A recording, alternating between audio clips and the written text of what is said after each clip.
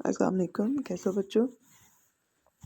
आज हम chapter 13 start करने जा रहे हैं, गैसेस एक्सचेंज। सबसे पहले तो हम ये देखेंगे कि रेस्पिरेटरी गैस एक्सचेंज की ज़रूरत क्यों आती है ऑर्गेनिजम्स को। At all levels of activities in living organism and uninterrupted supply, मतलब एक ऐसी सप्लाई जो रुकनी नहीं चाहिए, जो बिना रुकावट के चलती रहनी चाहिए। तमाम जो लिविंग ऑर्गेनिज्म होंगे उनको एक्टिविटीज़ के लिए हर लेवल पे अनइंटरप्टेड सप्लाई चाहिए of energy is required. Respiration is one of the most important metabolic activities of all organism. तो मेटाबॉलिज्म में से, मेटाबॉलिक एक्टिविटीज़ में से एक मोस्ट इम्पॉर्टेंट जो एक्टिविटी है वो रेस्पिरेशन है। Respiration occurs at two level, ये ऑर्गेनिज्मिक लेवल पे भी होती है और सेलुलर लेवल पे भी होती है। और सेलुलर लेवल हम चैप्टर 12 में डिटेल से पढ़ा है। ऑर्गेनिज्मिक जो रेस्पिरेशन है इसकी हम डिटेल इस चैप्टर में लेंगे। ऑर्गेनिज्मिक रेस्पिरेशन को ब्रीदिंग भी कहा जाता है, वेंटिलेशन भी कहा जाता है और सिंपल गैसेस एक्सचेंज भी कहा जाता है। The cellular respiration is directly involved in the production of energy necessary for all living activities. Cellular respiration में जो कार्बन चेन टूटती है और इसमें जो एनर्जी रिलीज होती है वही एनर्जी नेसेसरी है तमाम लिविंग ऑर्गेनिज्म की तमाम एक्टिविटीज़ को चलाने के लिए। Cellular respiration is the process by which cell utilize oxygen. अब सेलुलर रेस्पिरेशन में क्या चीज़ें यूज़ होती हैं, क्या प्रोड्यूस होती हैं, उसकी बात करेंगे। Cellular respiration is the process by which cell utilize oxygen, produce carbon dioxide and extract and conserve। ना सिर्फ एक्सट्रैक्ट करना, निकालना है फूड में से एनर्जी को, बल्कि उसको कंजर्व भी करना है, महफूज भी करना है। Energy from food molecules in biologically useful form such as ATP। Biologically useful form ऐसी फॉर्म जिसको लिविंग ऑर्गेनिज्म अपने सिस्टम में यूज़ कर सकें। अब आते हैं जी advantage and disadvantage of gas exchange in air and in water. अब कुछ ऑर्गेनिज्म जो हैं वो एक्वेटिक इन्वायरमेंट के अंदर है, सो उनकी गैस एक्सचेंज कहाँ होगी, वाटर के अंदर होगी। और कुछ ऑर्गेनिज्म जो हैं वो टेरेस्ट्रियल होते हैं, उनका गैस एक्सचेंज कहाँ होगा, एयर के अंदर। इन दोनों मीडियम से अपने अपने फ़ायदे भी हैं और नुकसानात भी हैं, तो इनको कंपैरिजन में हम देखेंगे। बड़ा इंपॉर्टेंट ये क्वेश्चन है। What are the advantage of respiration in air over water, यानी वाटर की निस्बत एयर में कितने जो है एडवांटेज हैं गैस एक्सचेंज के, या इसमें कंपैरिजन भी आ सकते हैं, या disadvantage of gas exchange in water भी आ सकता है। तो ये तीनों तरह के क्वेश्चन में ये एक ही पैरे के अंदर इसका आंसर दिया हुआ है। Exchange of gases during organismic respiration is carried out only by diffusion। Diffusion क्या है, एक जगह से हायर कंसंट्रेशन से दूसरी जगह जहाँ पे कंसंट्रेशन कम है उसी तरफ मूवमेंट को डिफ्यूजन जो है वो कहा जाता है। Respiratory gases are exchange between body fluid and outside medium which may be water और एयर। रेस्पिरेटरी गैसेस का जो एक्सचेंज होता है वो बॉडी फ्लूइड, अब जो भी बॉडी फ्लूइड होगा, चाहे वो ब्लड हो चाहे वो हीमोलिम्फ हो, तो बॉडी फ्लूइड और बॉडी फ्लूइड के बाहर जो मीडियम पड़ा है, ये मीडियम पानी भी हो सकता है और ये हवा भी हो सकती है, डिपेंडिंग के ऑर्गेनिज्म जो है वो इक्वेटिक है या कि वो टेरेस्ट्रियल है। There is no active transport mechanism to move respiratory gases across the biological membrane. कोई एक्टिव ट्रांसपोर्ट का सिस्टम नहीं है, सिंपली डिफ्यूजन होती है। For that matter air is better respiratory medium than water, क्योंकि एयर के अंदर जो डिफ्यूजन का रेट है वो ज़्यादा होता है। Oxygen can be obtain more easily from air than from water because of many reasons. उसमें 3 वजूहात मेजर हैं। सबसे पहली वजह क्या है, ऑक्सीजन कंटेंट एयर के अंदर हाई होते हैं। कितने हाई होते हैं, उसमें है अगर हम लें लीटर ऑफ वाटर को जो है वो लें तो उसमें 10 मिलीलीटर ऑफ ऑक्सीजन से ज़्यादा ऑक्सीजन नहीं पाई जाती, जबकि अगर हम इसमें जो है लें 10 मिलीलीटर ही, सॉरी 1 लीटर हम ले रहे हैं वाटर का, तो इसमें 10 मिलीलीटर से ज़्यादा ऑक्सीजन जो है ना नहीं हो सकती। जबकि 1 लीटर अगर हम एयर लें, उतनी ही एयर लें तो इसके अंदर 200 मिलीलीटर पर लीटर जो है मौजूद होगी ऑक्सीजन। तो ऑक्सीजन कंटेंट अगर 1 लीटर वाटर है तो 10 मिलीलीटर, और अगर 1 लीटर एयर है तो इसमें 200 मिलीलीटर मौजूद होंगे ऑक्सीजन के content. It means air is a better respiratory medium, क्योंकि वो कंटेन करेगा, वो पोजेस करते हैं more content of oxygen. Second reason क्या होती है? Secondly, oxygen diffuse about 8000 times more quickly in air than in water. Oxygen का एक तो कंटेंट ज़्यादा है एयर के अंदर, दूसरा एयर के अंदर उसका रेट ऑफ डिफ्यूजन 8000 टाइम्स जो है वो ज़्यादा है वाटर की निस्बत। ब्रीदिंग और ventilation is directly involve in the exchange of gases. The ventilation of water is far more difficult than the ventilation of air because water is 8000 times more denser than air. यानी ये जो हम बात कर रहे हैं ना कि ऑक्सीजन डिफ्यूज हो रही है 8000 टाइम्स मोर क्विकली, वो क्यों हो रही है? क्योंकि जो वाटर है वो 8000 टाइम्स डेंसर है। 8000 टाइम डेंसर है, इट मीन्स एयर जो है वो 8000 टाइम लाइटर है। जितनी मीडियम लाइटर होगा उतनी डिफ्यूजन का रेट भी ज़्यादा होगा। तो ये वजह है ऑक्सीजन का डिफ्यूजन रेट 8000 टाइम्स ज़्यादा। क्यों ज़्यादा है? क्योंकि ये एयर जो है वाटर की निस्बत 8000 टाइम्स लाइटर है, और वाटर जो है वो एयर की निस्बत 8000 टाइम्स मोर डेंसर है। दूसरी वजह, ये दोनों तरफ एक ही बात को दो मुख्तलिफ ज़ावियों से बताया गया है। जैसे ऑक्सीजन डिफ्यूज़ हो रही है 8000 टाइम मोर क्विकली, और दूसरी लाइन के अंदर जो है ये बता रहे हैं कि जो वेंटिलेशन है वाटर की वो डिफ़िकल्ट है। क्यों? क्योंकि वो 8000 टाइम्स मोर डेंसर है एयर की निस्बत, यानी वहाँ पे 8000 टाइम लेस होगी डिफ्यूजन का रेट। ये दूसरी वजह। तीसरी वजह की बात करते हैं इन टर्म्स ऑफ विस्कोसिटी। अगर गाढ़ेपन की बात करें, water is 50 times more viscous. Water जो है 50 टाइम मोर विस्कस है। इट मीन्स एयर जो है वो 50 टाइम लेस विस्कस है वाटर की निस्बत। तो ये वजह है कि air is a better respiratory medium which makes it more difficult for exchange of gases as compare to air. तो 3 वजूहात हो गई। पहली वजह why air is better respiratory medium.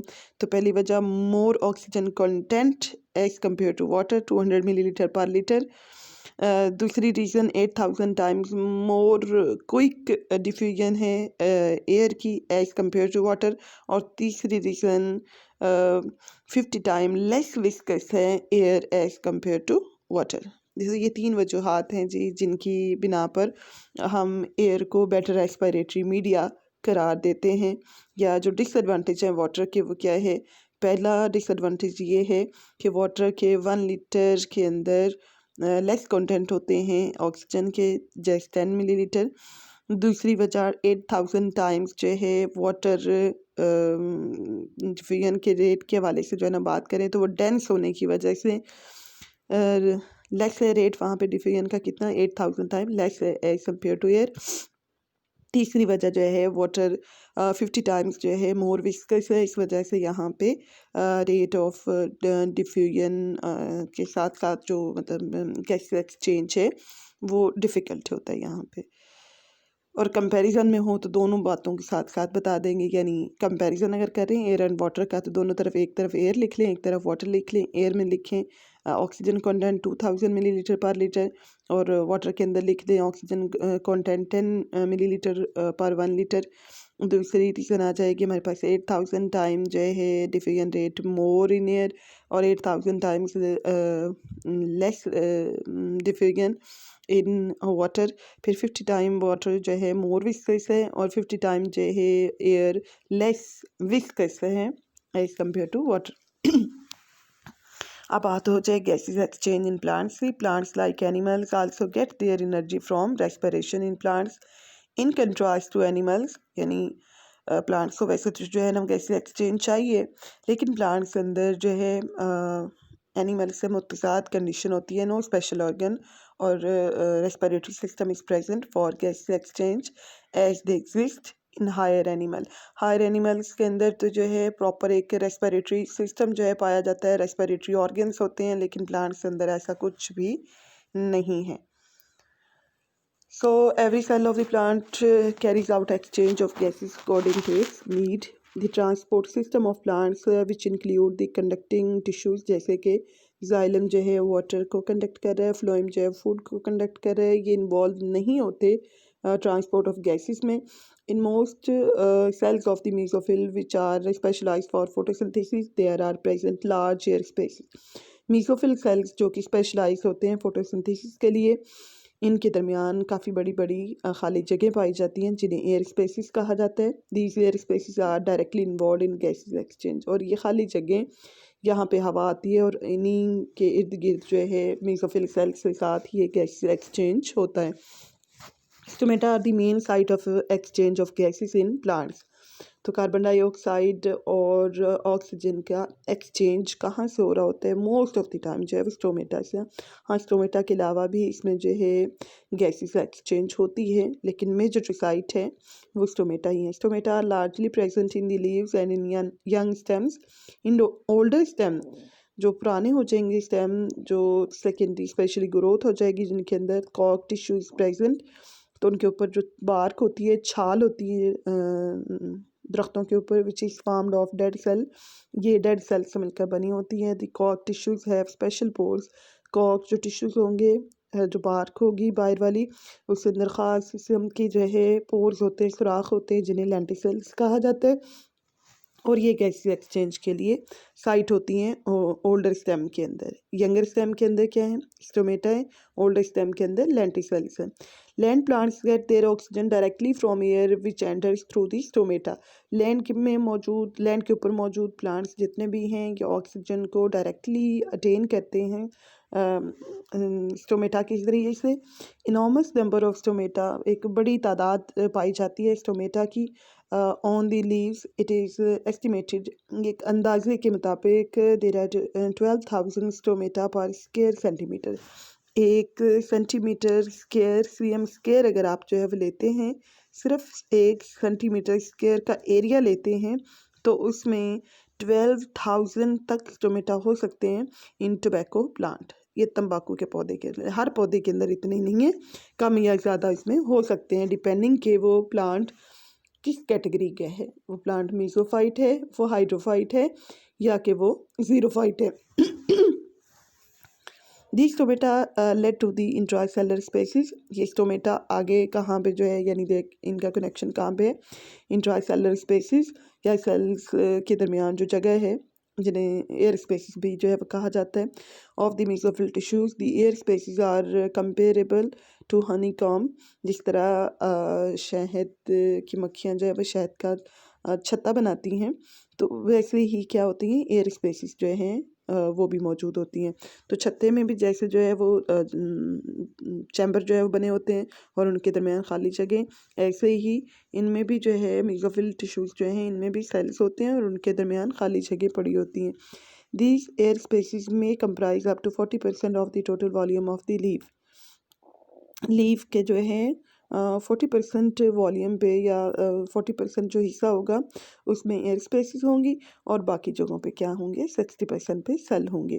The exchange of gases between and the moist surface of the mesophyll sale tax place promptly. यहाँ पे जो है यानी मेसोफिल जो सेल्स होंगे, इनकी सरफेस जो है मॉइस्ट होती है, सो इस मॉइस्ट सरफेस से गैसेस एक्सचेंज ईजिली हो जाएगा। The roots of the land plants get their oxygen from the air existing in the spaces between the soil particle।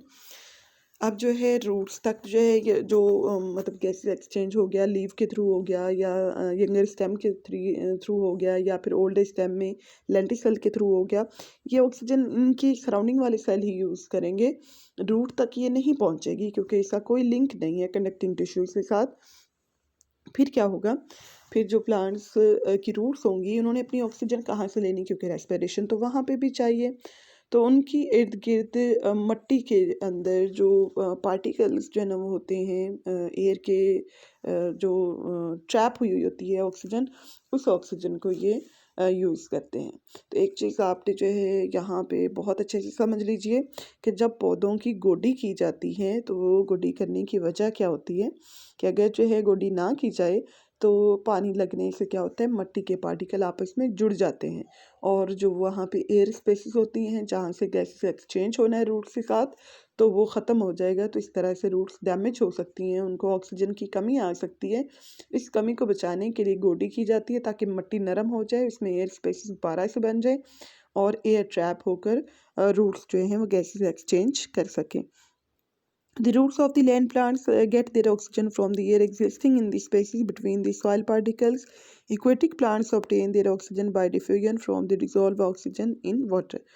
जो आबी पौधे होते हैं उन्होंने कहाँ से ऑक्सीजन लेनी है, वो वाटर के अंदर जो डिज़ोल्व पड़ी होगी ऑक्सीजन उसी को ही ये ऑब्टेन करेंगे। अच्छा जी, ये टॉपिक इसमें जो है स्मार्ट सिलेबस में शामिल नहीं है। वाटर रेस्पिरेशन और इसके कॉन्सिक्वेंसेस। उसके बाद आ जाते हैं मेरे पास रेस्पिरेटरी जो है जो ऑर्गन्स है और एक्वेटिक एंड टेरेस्ट्रियल एनिमल्स में। इसमें सिर्फ ये प्रॉपर्टीज़ जो है ना वो पढ़नी है और इसके बाद रेस्पिरेशन इन मैन जो है वो पढ़ना है। दरमियान में जितने भी ये एनिमल्स के अंदर रेस्पिरेशन है ये भी स्मार्ट सिलेबस में शामिल नहीं है। तो properties of respiratory surface in animals. Animals में जो रेस्पिरेटरी सरफेस है रेस्पिरेटरी सिस्टम की वो ख़ास जगह जहाँ पे गैस एक्सचेंज होना है उसमें क्या खसूसियात होनी चाहिए। ये 4 खसूसियात हैं जो हर एक रेस्पिरेटरी सरफेस जो एनिमल्स के अंदर मौजूद हो उसमें उस सरफेस के अंदर ये प्रॉपर्टीज़ होनी चाहिए, ये खसूसियात होनी चाहिए। इंपॉर्टेंट जो है वो शॉर्ट क्वेश्चन है। मैं एक बात बताना भूल गई हूँ, इस चैप्टर में से सिर्फ शॉर्ट क्वेश्चन आते हैं, इसमें भी कोई लॉन्ग क्वेश्चन नहीं आएगा बोर्ड का जो पैटर्न है। तो चैप्टर 13 उन चैप्टर्स में शामिल है जिसमें से सिर्फ शॉर्ट क्वेश्चन जो है ना वो आते हैं। चैप्टर 3, चैप्टर 7, चैप्टर 10 और चैप्टर 13 ये 4 चैप्टर्स ऐसे हैं जिनमें से लॉन्ग क्वेश्चन नहीं आएगा। सो ये शॉर्ट क्वेश्चन के तौर पर इसको प्रिपेयर करने हैं कि कौन कौन सी प्रॉपर्टीज़ होनी चाहिए रेस्पिरेटरी सरफेस ऑफ एनिमल के अंदर। Respiratory surface in animals are the sites where gases exchange takes place. The respiratory surface in most animals exhibit following features. ये features ये खसूसियात उनमें होनी चाहिए। सबसे पहले तो लार्ज सरफेस और मॉइस्चर प्रेजेंट होना चाहिए, यानी सरफेस एरिया जितना ज़्यादा होगा गैसेस एक्सचेंज उतना ज़्यादा होगा और उसको मॉइस्ट होना चाहिए ताकि डिफ्यूजन ईजली हो सके। The surface area should be extremely large and kept moist as it is seen in the lungs in the land vertebrates and the gills in the case of fishes. तो वो surface को moist होना चाहिए, उसको उस पर नमी होनी चाहिए। तो ये नम ही होती हैं, लंग्स जो हैं ये भी इनमें भी नमी होती है जो कि रेस्पिरेटरी जो है वो कह लीजिए साइट हैं मोस्ट ऑफ द एनिमल्स के अंदर। जबकि वह जो अगर बात करते हैं हम फिशेस की तो उनमें गिल्स होते हैं, वो भी मॉइस्ट रहते हैं ताकि गैस का एक्सचेंज आसानी से हो जाए। तो पहली प्रॉपर्टी क्या है, large surface area and moisture present होना चाहिए। सेकंड, इसमें थिन एपिथेलियम होनी चाहिए, वो सरफेस जहाँ से गैस एक्सचेंज होने जा रही है उसको थिन होना चाहिए, उसको पतला होना चाहिए ताकि गैस एक्सचेंज आसानी से हो सके। The distance across which diffusion has to takes place should be little. वो जितना डिस्टेंस कम होगा डिफ्यूजन उतनी आसानी से होगी, क्योंकि अगर डिस्टेंस ज़्यादा हो जाएगा तो डिफ्यूजन का रेट बहुत ही स्लो हो जाएगा। In most animals the epithelium which separates the air and blood is only 2 cell thick. सिर्फ 2 सेल्स का गैप जो है वो होता है, यानी एक जो है वो लंग्स की बात करें तो लंग्स की अपनी जो एल्विलाई की मेम्ब्रेन है और उससे इर्द गिर्द जो मौजूद होंगी ब्लड वेसल्स, तो वो ब्लड वेसल्स जो हैं कैपिलरीज होती हैं, कैपिलरीज भी 1 सेल थिक है। और अगर आप जो है वो लंग्स के अंदर जो है वो लेते हैं एल्विलाई तो वो भी क्या होती हैं 1 सेल जो है वो थिक होती हैं। तो 2 सेल्स का जो है वो क्या आ जाएगा डिस्टेंस आ जाएगा total. As a result the distance for diffusion is very short. जितना डिस्टेंस शॉर्ट होगा उतना डिफ्यूजन कह लीजिए एफिशिएंटली जो है ना वो होगी। जितना डिस्टेंस ज़्यादा होता जाएगा डिफ्यूजन का रेट उतना ही कम होता जाएगा।